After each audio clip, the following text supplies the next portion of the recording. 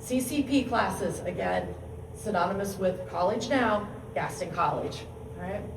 Those classes are almost free for our students. So when we say almost free, typically a semester of classes cost about $15 in fees that the student is asked to pay.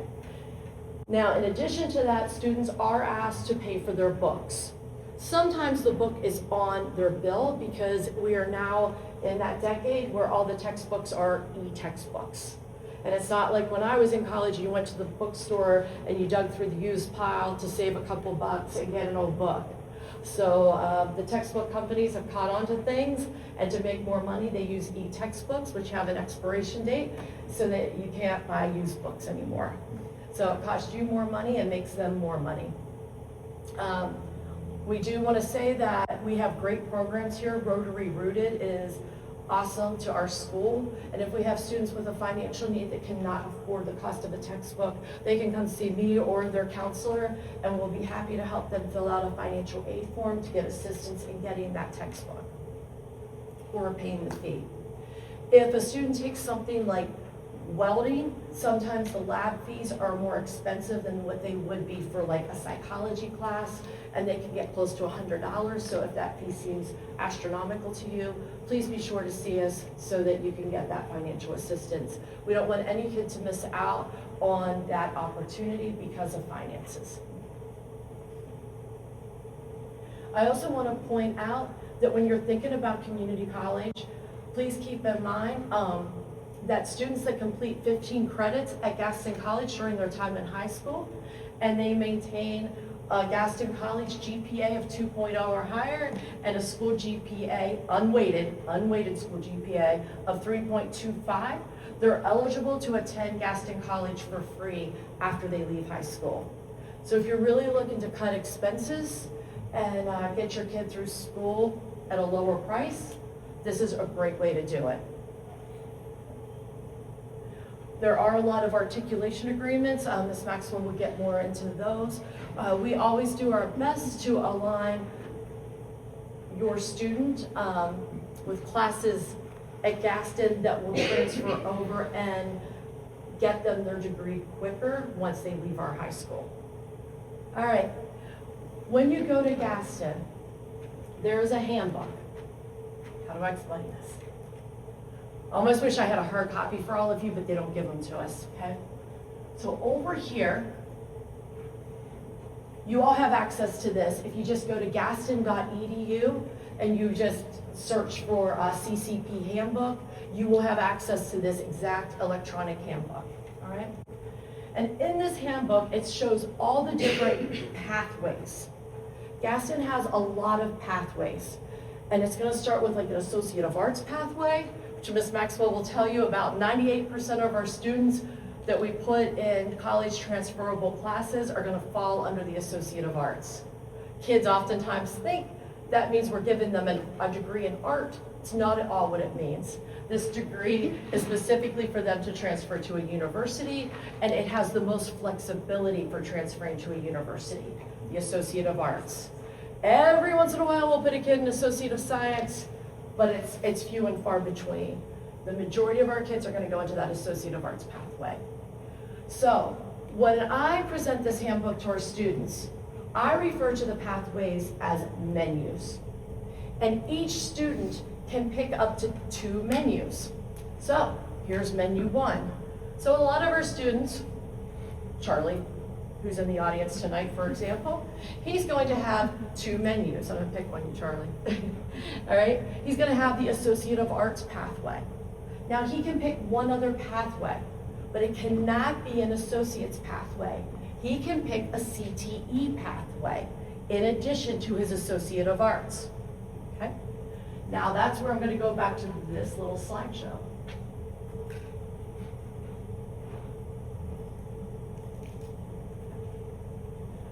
Here are all the CTE pathways or menus our students can choose from. There are so many choices.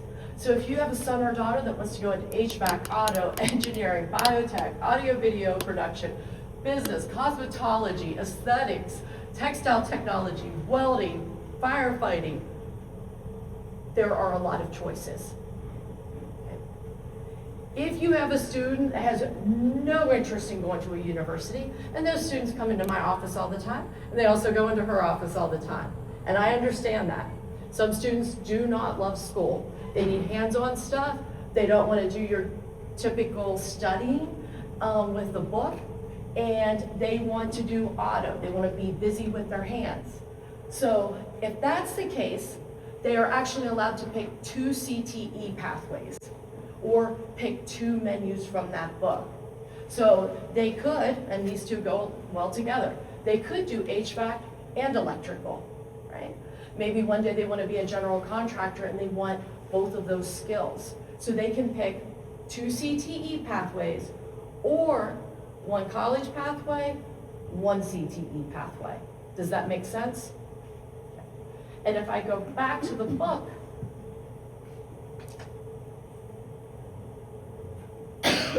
there it is. As I scroll down, see, I told you there'd be tech problems. You'll see I went from Associate of Arts to Associate of Science, and then there's a variety of other associate's degrees, like if a student wanted to be a teacher or an engineer, there's specific pathways for those students. And then eventually, I promise, we're gonna get to those CTE pathways. Here they are. And you'll see that they're much shorter, okay? So the student in my office today, he was interested in electrical, okay? So we're looking at electrical systems technology. And he can take DC-AC electricity, residential, introduction to PLCs, and industrial controls. Now, the great news is, if that student comes in his junior year and takes all 4 of those classes, if he finishes what we call this pathway, this electrical systems pathway, then he can take even more electrical classes outside of that, okay? But initially, Gaston does limit our high school students to the list in this book. So if you go to the Gaston website, don't think that you can just take any class Gaston has to offer, okay? You have to pick from these menus and stick to these pathways. But again, once you take these 4 classes, you can go beyond that. Welding's a great example of when kids do that. We have a lot of kids that want to be welders. I have no idea why welding's so popular these days. I don't know if there was some cool show on TV or what happened, but everybody likes to weld. And if I go down to welding, which is going to be at the very, very bottom, of course, you can see that there's 5 classes. But there is no stick welding. And what I've learned is stick welding apparently is a very cool thing to do, but our students can't do the stick welding until they've completed these 5 classes. But once they have, they're welcome to take the stick. Does that make sense? Do you see how that can work? Okay. Okay. I'm going to let Ms. Maxwell take over from here and talk more about that associate's transfer pathway. I know Ms. Burke and I look really young, but we actually have, one of the reasons why we do this presentation versus maybe one of the other ones is we both have had kids go through college, and we both utilized the Gaston classes while our kids were in high school, and it saved both of us a lot of money. So we're big proponents of this, and we recommend this for students. So I will tell you, students who do take college transfer classes before going to 4-year university are often more successful. One of the reasons why they're more successful is, number one, they can see that light at the end of the tunnel a little bit sooner, right? They can say, oh, I've got this knocked out, I got this knocked out, I got this knocked out. I can focus on those classes that I'm really interested in, and they can really get right into the meat of what they want to do, bless you, right from the beginning. Another reason it makes them more successful is, so for example, let's say your student takes AP and CCP classes while they're in high school, and they earn credits. They go into college, 40, 50, 60 credits. What's going to happen is they're going to be ahead of their peers in their grade level at college. So where that comes in handy is at registration time. Because your kids want to, you don't want that 8 o'clock class, or you want a certain professor, or you might need a certain class in order to be able to graduate. And so oftentimes, now not every college might do this, but a lot of colleges you get to register based on the number of credits that you have. So what'll happen is your student will go in as a freshman, regardless of how many credits they have going in, unless they get a full associate's degree, then they might go in as a transfer student, that's something different. But they'll go in as a freshman, and while they are in their first few weeks of their freshman year, the college will take a look at their transcript from Gaston and their AP scores, and they will give them credit for everything, okay? And then they will send them an email, and they'll say, here is your date and time for registration for your classes for the spring semester. And your student may find that they have skipped the line a little bit compared to some of their peers that have less credits, because they do it in order of the number of credits you have. And so your child might be able to register a little bit sooner than other peers and get those classes that they want, the professors that they want, get those graduation requirement classes that they might need a little bit sooner. So there's some real benefits to getting some of this coursework done while they're in high school. It really kind of pays dividends. And yet, another benefit to it is like, let's say your student is taking a very difficult course load. They got some really difficult classes they need to get through. One thing is that they can take maybe a little bit lighter load. So instead of taking 17 to 18 credits a semester, maybe they take 12 to 15 credits a semester. They can really focus on those really tough classes and earn better grades, and maybe even get to enjoy college life a little bit. Maybe get to go to that football game or go to the gym with their friends. So it gives them a little bit of breathing room when they get to college, and they can maybe enjoy their experience a little bit more, especially if they are trying to get into med school or grad school or something like that. They really need to have those good grades and really need to be focused on what they're doing. It gives them just a little bit of breathing room there. All right, so dual enrollment. So when you hear the term dual enrollment, what that means is the student is enrolled here at North Lincoln High School. They're also enrolled at Gaston College. And those courses that they take can count towards their graduation requirements here at North Lincoln High School. So in order to get credit for English, okay, so I'm going to start there. You actually need 3 Gaston College classes to equal 1 North Lincoln junior level English class. Sounds like a terrible deal, doesn't it? So they would take English 111 in the fall, which is the technical part of writing. So your sentence structure, your sentence flow, your grammar, all that kind of stuff. And then they would take English 112 in the spring. That is types of writing across the disciplines. So are they writing a lab report for a science class? Are they writing an essay for an English class? So it's the types of writing. And then they would also take English 231 or 232. Those are American literature courses. So if they were to sit in Miss Earnhardt's English 3 honors here, they would learn the technical side of writing, they would learn the types of writing, and they would learn some American literature. That's why it takes 3 Gaston classes to equal 1 class here at North Lincoln. Where the benefit comes is not only would they earn 3 high school credits, okay, they're going to get their English 3 credit plus 2 elective credits, because you do have to have a certain number of electives to graduate. They will get 9 college credits. Okay, so if your son is a business or son or daughter is a business major, a bio major, psych major, whatever, they're going to have all their English done that they will need for college. Okay, my son hated me because I made him do that while he was in high school. Called me up his first year, Mom, I am so glad I did that. My friends are writing 7 to 9 page papers like every other day, and I don't have to do any of it.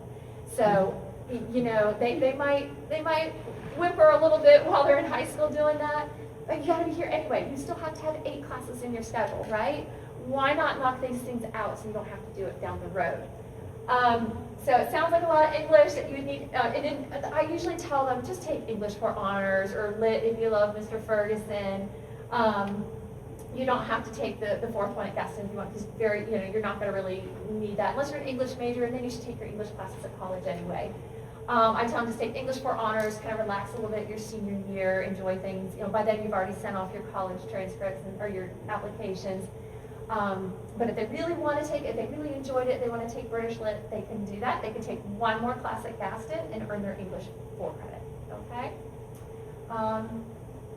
And I'll tell you, most universities will require you to have those 2 writing classes, like the English 111 and 112, and you're most likely have to have a literature class. So fits about just every major out there.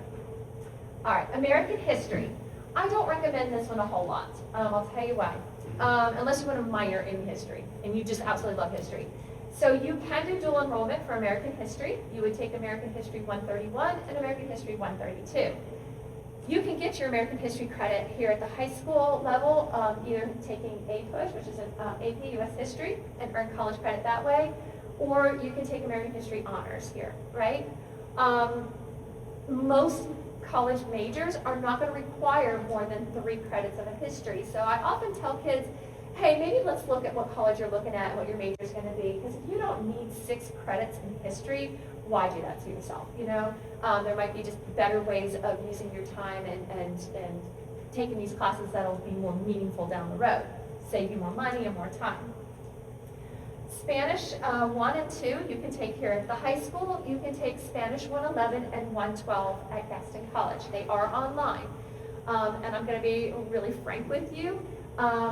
They're very difficult online, and I will say the kids don't come out being able to speak in Spanish, okay? I'm trying to put that delicately.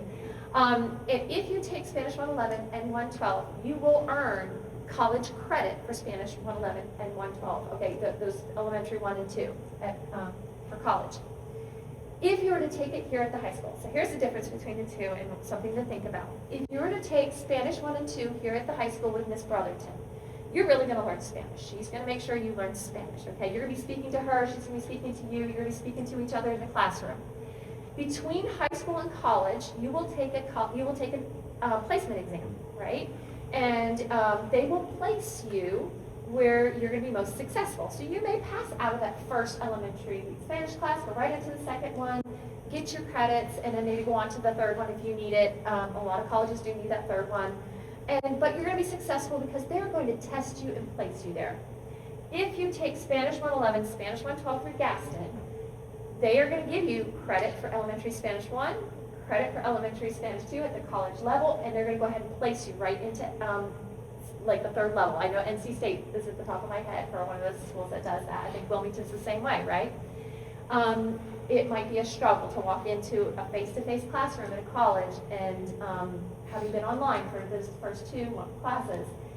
So that's just something to think about. Okay, some colleges you don't need to take a foreign language at all for your major. Some colleges only require 2. A lot of colleges, Chapel Hill's another one I can think of, that require maybe up to 4 units of a language. So that's just something to kind of think about when you're deciding, do you really want to take the Spanish at Gaston or do you want to take it here at the high school? I just want to be as honest as I can with you so you can make the best decisions. Oh, and then she had a little note down here. If you take Spanish 1 at the high school, so let's say you take Spanish 1 here, and you're like, oh, I think I really want to take Spanish 2 through Gaston instead. You can't do that because you do have to take that 111 first to go into the 112, and our high school level 1 is not equivalent to that, but it is. You can go backward. You can take Spanish, am I right? You can take Spanish 111 at Gaston, and you say, oh, I don't want to do that again. You can take Spanish 2 here. So we will accept that Spanish 111 as a step 1. I probably wouldn't do that though. I would decide what you want to do and kind of stick to that if you're going to do it. Can I ask if that kind of translates to French as well? Here, because it's only online? Yeah, well, French is only online here, but I know Miss Witherspoon very well. She teaches at Lincoln in high school, and she's going to be very thorough as well. And I think she may have some activities in hers where the kids have to speak or record themselves.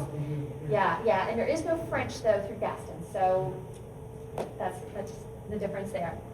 So some of our most recommended classes, so we, like I said, we both have had kids that have gone through, she's had 2 kids go through different programs in college. I have one that went through a program in college. So we really know, and we pull a lot. So if your kid knows where they want to go to school, they've got their top 2, 3 colleges, they know what program they want to go into, we'll pull those 4-year programs at those colleges, and we'll take a look at them, and we'll see what those requirements are. But there's a lot of things that we know that are universal pretty much no matter what school you go to, and no matter what your major is, there's a lot of things, like you're gonna have to have a fine arts.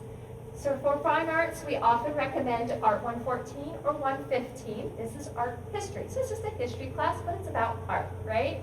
And it fulfills fine arts requirements at college. There's a couple other ones out there. There's like Music 110. If your kid's been in band, or of course they know how to read music, or they're familiar with music, we might recommend that one. There is an art appreciation class. We don't recommend that one as much anymore because it doesn't fulfill the fine arts requirement at every college. So we just want to make sure that even if your kid changes their mind about where they want to go, that credit is going to be able to go with them and be useful. If they're going to be a business major, a marketing major, especially if it falls under the business administration umbrella, or an engineering major, we're definitely going to recommend Econ 251, which is microeconomics, especially for those engineering majors. It's about in every engineering pathway. If you're a business major or a marketing major and it falls under that business admin umbrella, we're going to also recommend that 252. Those are weed out classes at big schools. You know, it's like who's going to get into business school or not. And so, and I will say, I had a recommendation from a former graduate from our from North Lincoln who went to NC State. She said, please take them in high school if you can. She said they're really. She said she was really glad she had friends that were taking it at NC State, saying how difficult they were. And it's the same content. She's like, I took them in high school. I'm so glad I did. So those are good ones to take. Econ 251 I also recommend for other kids. It fits under the humanities, so it's also useful for other majors as well.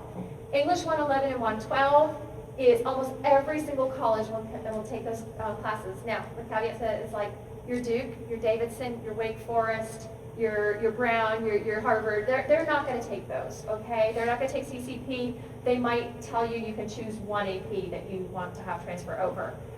They want to get your $85,000 a year every year for all 4 years, okay? So if your child has aspirations of an elite school, I would say Chapel Hill and above. And Chapel Hill will take CCP classes, I will say that.